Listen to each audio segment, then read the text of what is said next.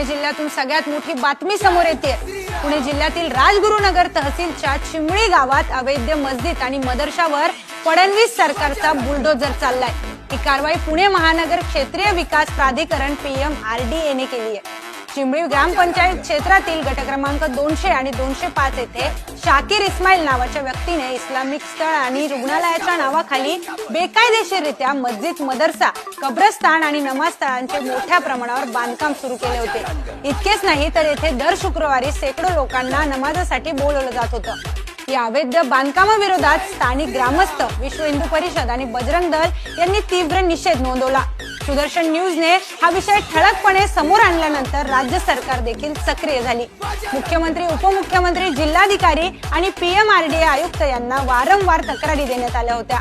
सुदर्शन न्यूजच्या बातमीमुळे सरकारने तात्काळ चौकशीचे आणि कठोर कारवाईचे आदेश दिलेत। PMRDAचे वरिष्ठ अधिकारी आणि पिंपरी चिंचवड पोलीस यांनी मिळून या अवैध बांधकामावर बुलडोजर चालवून ते पूर्णपणे हटवले।